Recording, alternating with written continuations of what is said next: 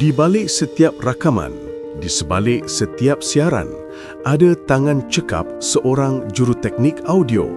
Mereka mengawal bunyi, memastikan setiap nada jelas, setiap suara sampai ke telinga pendengar. Tanpa mereka, pentas jadi sepi, siaran jadi kosong. Juruteknik audio, wira senyap yang mencipta gema kejayaan. Ingin tahu butiran lanjut? Roll VT.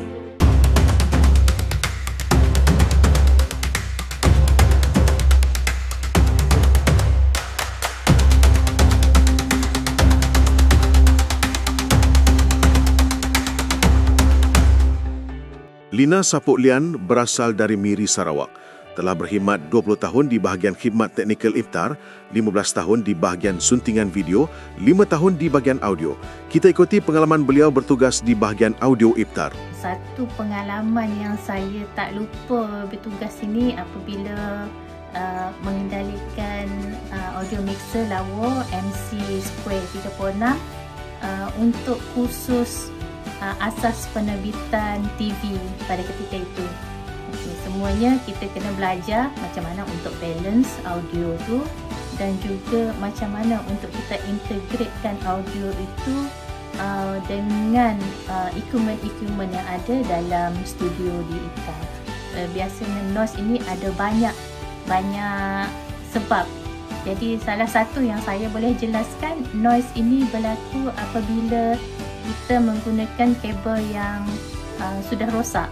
Jadi perkara mudah yang kita gunakan adalah kita tukar kabel tersebut, tapi sebelum tukar tu kita kena cek dulu kabel tu menggunakan ada kabel tester yang disediakan oleh pihak IFTA.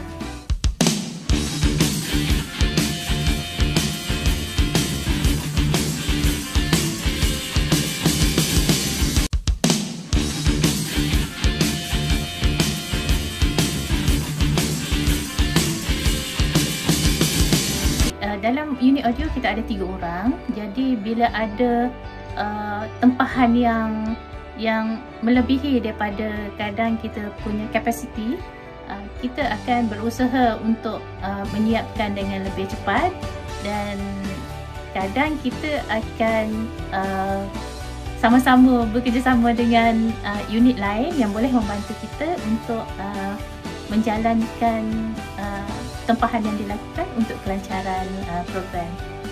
Biasanya dari segi perbincangan pre-production kita akan berbincang dengan penerbit ataupun dengan pengarah muzik, apa yang dia perlukan, apa sebenarnya yang dia kehendaki sebelum kita membuat rakaman. Saya Lina Sapoklian akan mengakhiri tugas saya di IFTA esok. Jadi saya akan mula bertugas di RTM pada 17 September 2025 setelah 20 tahun 4 bulan saya bertugas di IFTA. Jadi saya rasa saya mengucapkan selamat maju jaya kepada IFTA.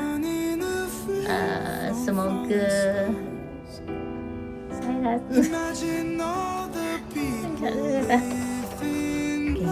di kesempatan ini saya mohon ampun dan maaf atas segala.